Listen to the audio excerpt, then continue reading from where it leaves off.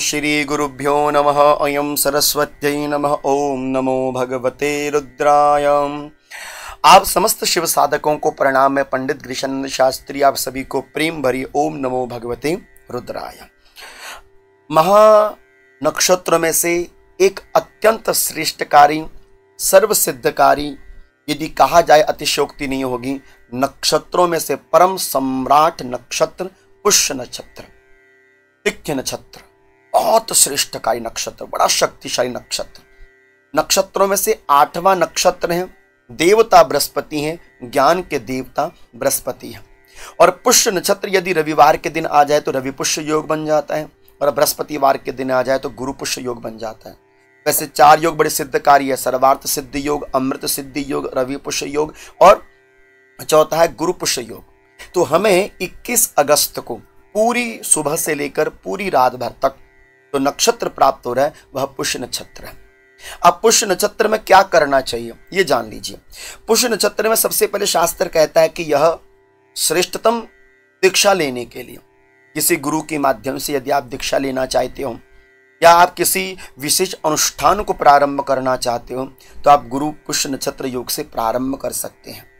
किसी विशेष रूपेण आपने धन का क्रय विक्रय करना हो तो गुरु पुष्य योग अत्यंत श्रेष्ठकारी रहता है। लेकिन आध्यात्मिक रूप से देखा जाए तो गुरु पुष्य योग ज्ञान के लिए बड़ा श्रेष्ठकारी रहता है।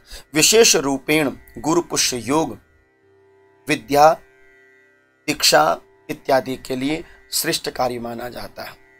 और हो सके तो इस दिन कुछ विशेष स्तोत्रों का पाठ किया जाता है, जैसे कनकधारा स्तोत्र का पाठ अथवा श्री विद्या का पाठ जिसे श्री सूक्तम कहते हैं, अथवा श्री गणेश अथर्व स्तोत्रम का पाठ किया जाता है, अथवा शिव सहस्त्र नाम का पाठ, अथवा शिव विष्णु सहस्त्र नाम का पाठ। कुछ विशेष पाठ हैं जो इस गुरु पुष्य नक्षत्र योग के अंतर्गत किए जाते हैं और इसी में ये साधना भी करी जाती है। साधना का अर्थ है कि जपना, भगवान के प्रति अपने आप को साधना, अपने आप को साध लेना, यह साधना है।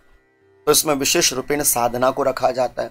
साधना में आप भगवान शिव को अपना इष्ट मानते तो शिव के प्रति साधना करोगे। माँ लक्ष्मी की साधना करना चाहते हो या भगवान नारायण की साधना करना चाहते हो, वो विशेष होता है। और इतना ही नहीं, इस नक्षत्र के अंतर्गत जो आपके घर में यंत्र रखे होते हैं उन यंत्रों का भी विशेष रूपेण पूजन किया जाता है, क्योंकि इसमें यंत्र सिद्धि, मंत्र सिद्धि और माला सिद्धि तीनों सिद्धियां करी जा सकती हैं। तो जिनके घर में यंत्र है या यंत्र रखना चाहते हैं या यंत्र की स्थापना करना चाहते हैं तो गुरु पुष्य योग में वह यंत्र पूजन भी कर सकते हैं। दूसरा मंत्र सिद्धि। मंत्र सिद्धि के लिए तो हम क्या कह सकते हैं, अत्यंत श्रेष्ठ कार्य है। प्रातः काल, संध्या काल और निशित काल 9 से लेकर 12 बजे के समय के मध्य में किया जाने वाली साधना इसमें और श्रेष्ठकारी रहती है। तो 12 बजे से पहले यदि आप कोई विशेष मंत्र या दुर्गा सप्तशती के किसी भी मंत्र की साधना करना चाहते हैं या सिद्ध कुंज का स्तोत्र का पाठ करना चाहते हैं गुरु पुष्य नक्षत्र इस योग में, तो आप अवश्य मेव कर सकते हैं। मेरा और अनुभव कहता है कि यथाशीघ्र मंत्रों की सिद्धि या यथाशीघ्र पाठ की सिद्धि आपको गुरु पुष्य योग के अंतर्गत प्राप्त हो जाती है। इसलिए आप गुरु पुष्य नक्षत्र योग के अंतर्गत अवश्य में पीली माला में माता बगलामुखी का भी आप जब साधना को करना चाहते हैं तो किसी अच्छे गुरु की आज्ञा पर, क्योंकि 10 महाविद्याओं का पाठ अपने मन से नहीं करना चाहिए, इनकी साधना अपने मन से नहीं करनी चाहिए, क्योंकि यह परम शक्तिशाली देवियां हैं, तंत्रोक्त देवियां हैं। इसलिए इनकी साधना तभी करें जब कोई उचित गुरु आपको प्राप्त हो जाए। कई लोग गुरु पुष्य नक्षत्र योग में हमसे पूछ रहे थे क्या हम बगलामुखी साधना कर सकते हैं। बिल्कुल साध सकते हो, पीले वस्त्र से पीली माला में आप साधना कर सकते हो, लेकिन तब तक नहीं जब तक आपको कोई श्रेष्ठ गुरु ना मिल जाए, क्योंकि वही आपको एक सही राह दिखा सकता है बगलामुखी मंत्र जप इत्यादि के लिए। तो इसलिए हो सके तो सरल काम कीजिए, शिव पूजन कीजिए। मैं आपको आगे की वीडियो में जरूर बताऊंगा शिव पूजन कैसे करना चाहिए इस दिन। साथ ही साथ आप कोई मंत्र का जाप, ओम नमो भगवते रुद्राय, श्री सूक्तम का पाठ कर लीजिए, आप कनकधारा स्तोत्र का पाठ कर लीजिए, गणेश अथर्व शीर्षम का पाठ कर लीजिए, है ना, शिव शास्त्र नाम का पाठ कर लीजिए, विष्णु शास्त्र नाम का पाठ कर लीजिए, दुख दारिद्र्य स्तोत्रम का पाठ कर लीजिए। जो भी आपको पाठ अच्छा लगता है, मेरा कहने का अर्थ है आप सीधा सीधा वो कर लीजिए। कुछ भी नहीं होता तो आप हनुमान चालीसा का पाठ कर लीजिए, दुर्गा चालीसा का पाठ कर लो, शिव चालीसा का पाठ कर लो। कुछ भी नहीं होता तो केवल और मात्र केवल हनुमान चालीसा का पाठ कर लो। इस दिन केले का फल महादेव के ऊपर, इस दिन केले का फल भगवान विष्णु जी को जरूर समर्पित करना चाहिए। और गुरु पुष्य नक्षत्र योग में तुलसी माता का विशेष पूजन, दीपदान इत्यादि करके जरूर कर लेना चाहिए।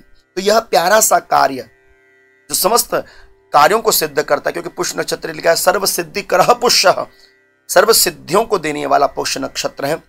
इसलिए आप इस दिन अवश्य में अपने लिए, अपनी जप साधना के लिए यह कुछ विशेष श्रेष्ठतम कार्य हैं जो मैंने आपके समकक्ष रखे, आप उस रूप से अवश्य में कर सकते हैं। आप सभी को वंदन, आप सभी को प्रणाम।